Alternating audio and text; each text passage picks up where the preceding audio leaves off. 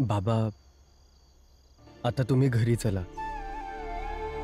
नाही यायचं? ठीक आहे, काही हरकत नाही. मग आम्ही दोघं बी इथून कुठेच नाही जाणार. जवर तुम्ही घरी नाही येणार तवर आम्ही बी नाही जाणार. घरातून पळून थोडीच जाणार आहे. जोपर्यंत तुम्ही लोक आहात तोपर्यंत तुमच्यापासून कसा काय लांब जाईन. पण ज्या प्रकारे तुम्ही माझ्या संगत व्यवहार केला आहे ते बरोबर नाहीये.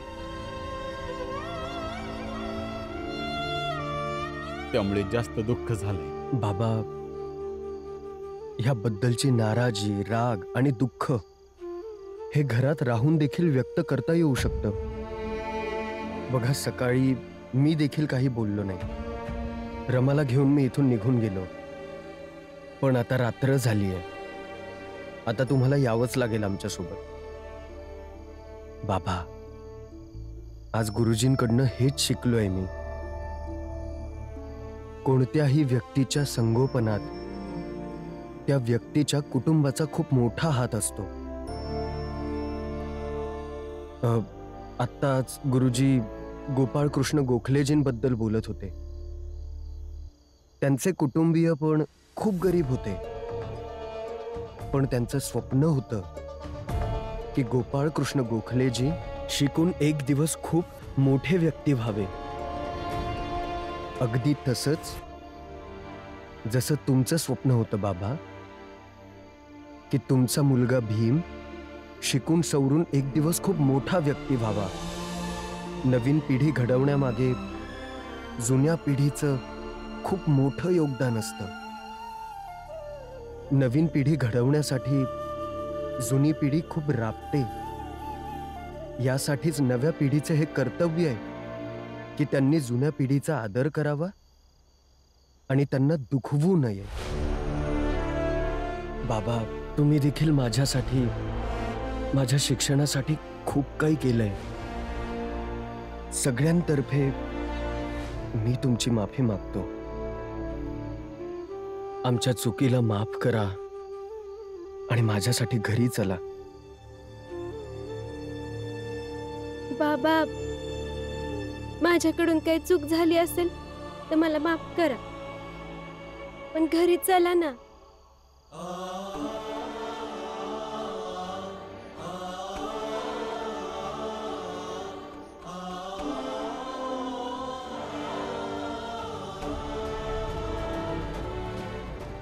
चल बोला.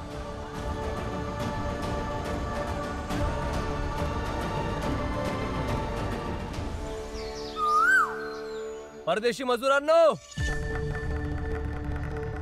सगळे सगळे मजूर बाहेर या. सगळे बाहेर या. लवकर या, लवकर. अरे या, लवकर या. या या सगळे, या सगळे या. अरे वा, कमाल कमाल कमाल. अरे हसा. माहितीये आज तुम्हा सगळ्यांच्या हसण्याचं कारण काय आहे? हा भीमराव. खरं तर आज एक ऐतिहासिक दिवस आहे. आज या भीमरावच्या सैद्धांतिक निष्क्रिय विचारावर जीवनाची आजीविका भरी पडणार आहे. आज कायदा पण दाखवून देईल की हा भीमराव चुकीचा आहे. काय आहे हा भीमराव? चुकीचा आहे. काय आहे? चुकीचा आहे.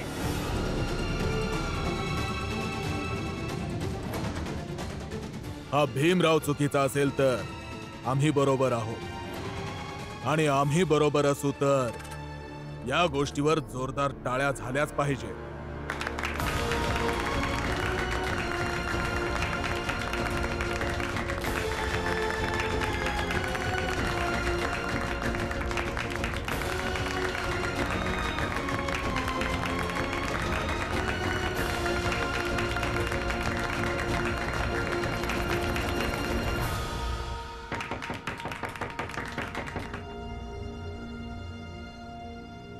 बरोबर बोलला जोशीजी.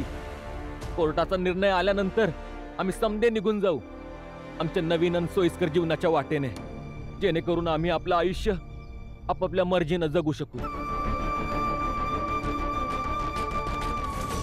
वा, कमाल बाळा, कमालीचे विचार आहे. खरं तर आज आम्ही सगळ्या परदेशी मजुरांसाठी हार घेऊन आलो आहोत. हितेश, जी मालक. टोपलीमधून हार उचल आणि सगळ्यात आधी बाळाला घाल. वय मालक. त्यानंतर एक एक करून सगळ्या परदेशी मजुरांना हार घाल.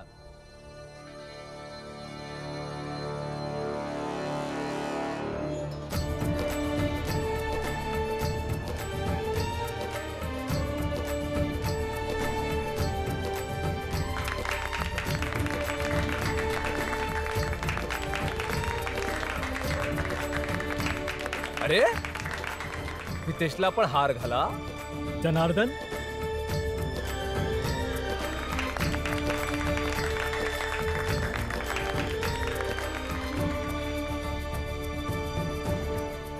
लक्ष्मी,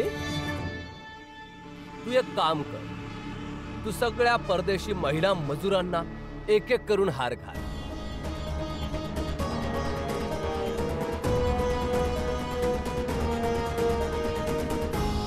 थांब लक्ष्मी.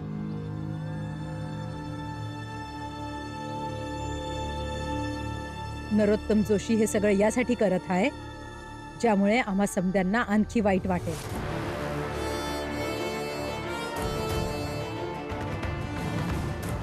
नको करू असं पोरी, नको करू. ताई, आत्या बरोबर बोलतायत. नका करू असं. नका फसू त्यांच्या जाळ्यात. तुम्ही या आमच्या सोबत. ए, कबड्डी चालू आहे का इथे? कधी उडी मारून इकडे, कधी उडी मारून तिकडे. आज न्यायालयाचा निर्णय आल्यानंतर कोणाला पलटायचं असेल तर पलटूही शकणार नाही. कारण ज्या ज्या लोकांनी अंगठे लावले आहेत त्यांना एक एक करून पोलीस जबरदस्ती उचलून घेऊन जातील. कळलं?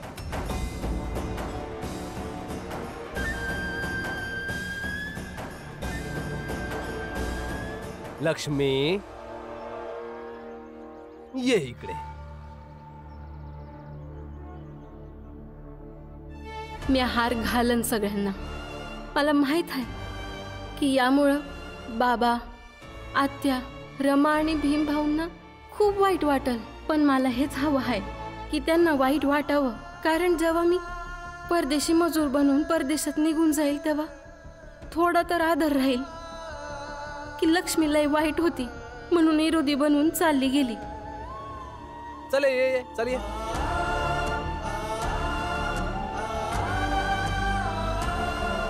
वहिनी, वहिनी असं करू नका. वहिनी, हे बरोबर नाहीये. एकदम बरोबर करतायस लक्ष्मी. सगळ्यात पहिले तो हार या करुणाला घाल. लय उड्या मारत होती. हिला काय वाटलं ही रमन भीम आमासनी जाण्यापासून थांबवतील? घाल हिला.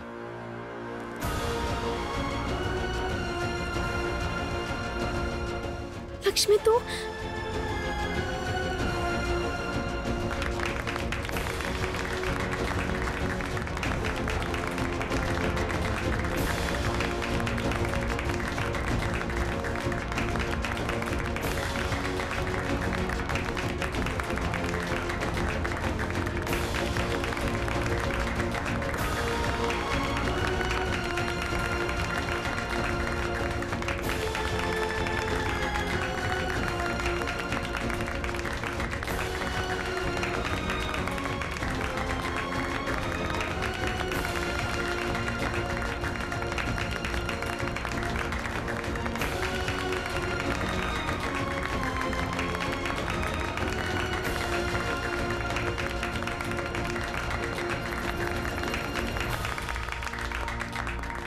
आता कसे सगळे उठून दिसत आहात ना तुम्ही?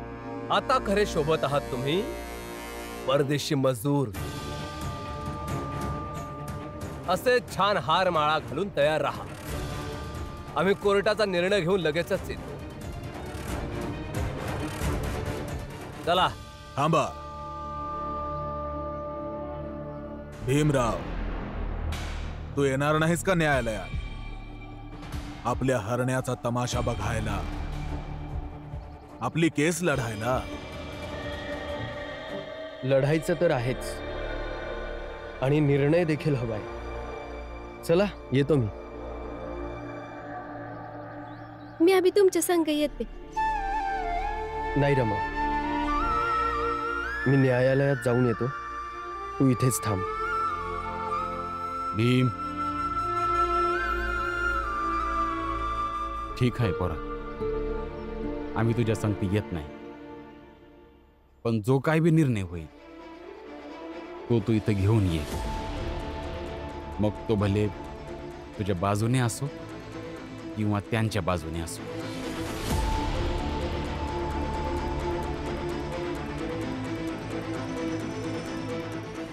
हो.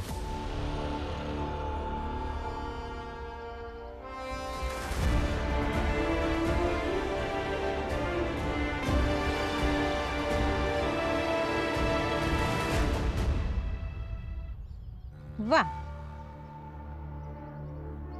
तुम्हा समद्यांनी असं पाहून किती आनंद होतोय मला, सांगू शकत नाही मी. तुमची प्रतिनिधी होण्याच्या नात्याने तुम्हाला समद्यांना असं पाहून खूप आनंद होतोय मला. तुम्ही विचार करा, जेव्हा तुम्ही भीमच्या सोबत होतात तेव्हा तुम्हाला असा कधी मान मिळाला का? स्वप्नात पण नसल. आजपर्यंत या चाळीत त्या रिकाम्या भीम शिवाय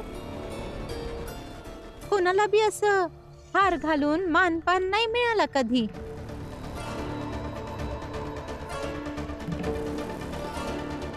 जिजाबाई, का समद्यांच्या मनात ईश भरत आहे? ईश? ताई, म्या कुठे ईश भरत आहे ताई? मी आता समद्यांना प्रोत्साहन देत आहे. आणि तुम्हीच सांगा, आज तुम्ही समदे परदेशी मजूर बनून परदेशात जात आहे. तिथून 5 वर्षांनी जेव्हा इकडे परत याल तेव्हा तुमच्या समद्यांच्या चेहऱ्यावर एक वेगळाच आनंद असेल. बाकीच्यांचं माहित नाही, पण मला हे जरूर माहितीये की तुम्हा समद्यांच्या आयुष्यातून भीम नावाचं दुःख निघून जाईल. आणि तुम्हाला ते विचित्र भाषण पण ऐकायला नाही लागणार त्या भीमचे. आजपेक्षा खूप चांगलं जीवन जगाल तुम्ही समदे. मी तर लई खुश आहे तुमच्या समद्यांसाठी. आई, ते भविष्य नका सांगू जे आहेच नाही. जसं त्यांनी सांगितलंय ना, यांना एकदम मजुरासारखं ठेवतील. तिथं राहायला घर नसेल का खायला जेवण. आणि तुम्ही समदे ज्या पैशाच्या मोहापायी जात आहात ना, त्याचा काय बी भरोसा नाही. आणि जेव्हा तुम्हाला परत यायचं असेल तेव्हा ना कोणतं सरकार तुमची मदत करेल, आणि नाही ते लोक करतील जे आता तुम्हाला भडकवून तिकडे पाठवत आहेत. हेच भविष्य असणारे तुमचं. तिकडे जाऊन अंधारात पाऊल टाकतायत तुम्ही समते.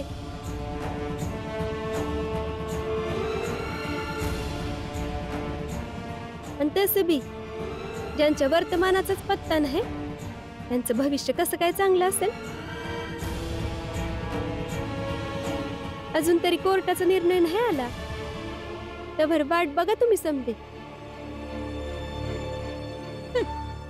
अना, या भाषणापासून बी लई लांब जाल तुम्ही, हे सांगायचं विसरले मी. न्यायालयाची वेळ झाली आणि हे वकील साहेब कुठे राहिले? घ्या, आले. वकील साहेब, लवकर चला, न्यायालयाची वेळ झाली. सर, लवकर चला, न्यायालय सुरू होईल. न्यायालयात जाण्याचा काही फायदा नाहीये.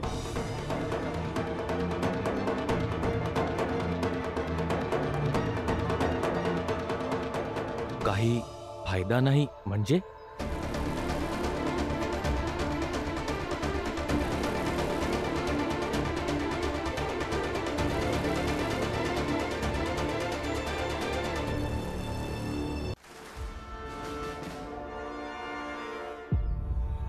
अगं रमा, असं वाटतंय जज साहेबांनी आधीच निर्णय घेऊन टाकला आहे केस सुरू व्हायच्या आधीच. अरे आता तर भीमराव, रमा, रामजी, आत्या कोणी बी नाही थांबू शकत. स्वतः पोलिसच आम्हाला जहाजापर्यंत घेऊन जाईल. चला साहेब. थांबा रे, कोणीही पुढे येणार नाही. न्यायालयाचा आदेश आहे, या चाळीतून कोणीही बाहेर जाणार नाही. कोर्टाचा अंतिम निर्णय येत नाही तोपर्यंत.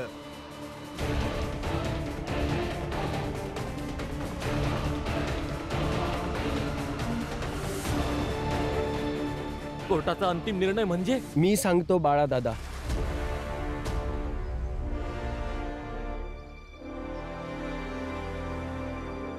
अंतिम निर्णय म्हणजे जज साहेबांनी आज सुनावणी करायला नकार दिलाय.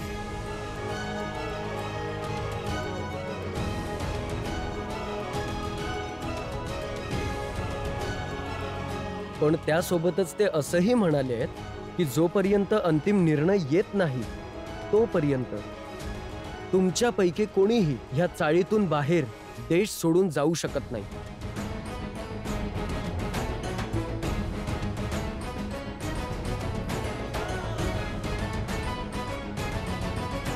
काय खरंच असं झालंय का? पण हे समजा झालं कसं?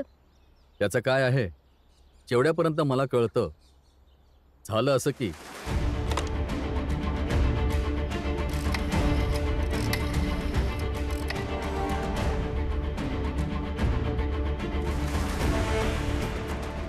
एका केसची उद्या कोर्टात सुनावणी आहे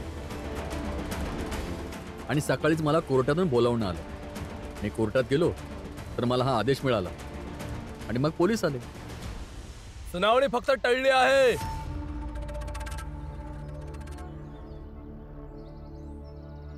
वकील साहेब, सुनावणी फक्त टळली आहे, निर्णय आला नाहीये.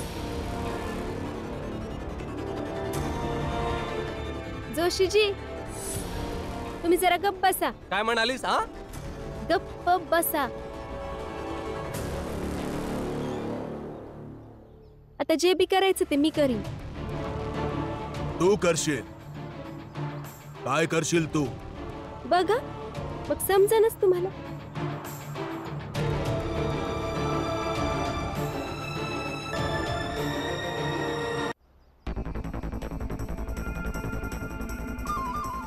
रमा,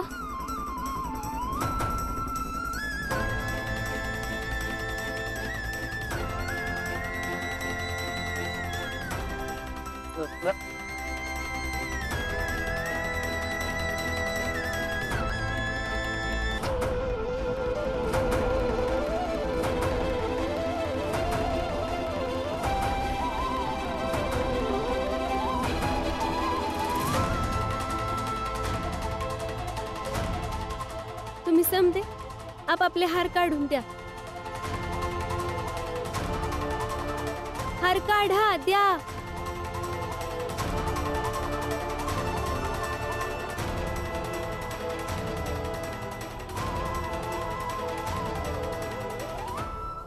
द्या ना. अगं हे का काढतेस? काढून द्या मग सांगते.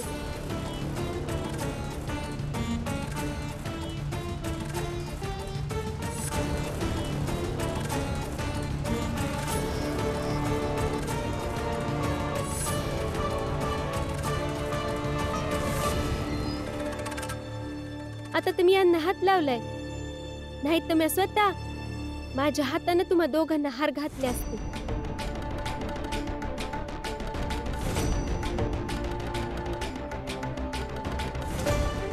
आता ते ह्यांना फेकून द्यावे लागेल. पण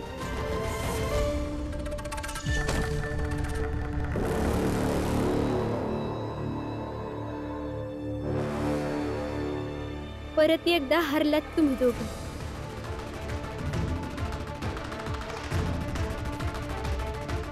जावा, काहीतरी वेगळं ठरून या. आणि हा, मी वचन देते का पुढची सुनावणी यायच्या आत हे समदे लोक परदेशी मजूर बनायच्या विरोधात असतील. मूर्ख, स्वप्न पाहत आहेस तू, समजलं? स्वप्न तर तुम्ही दाखवली आहेत नरोत्तम जोशी.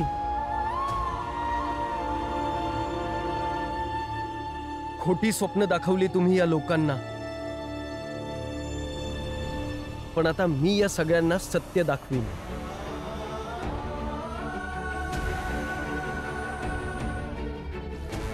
आणि सत्याच्या उजाळ्यामध्ये फक्त सत्यच दिसतं, बाकी काही नाही.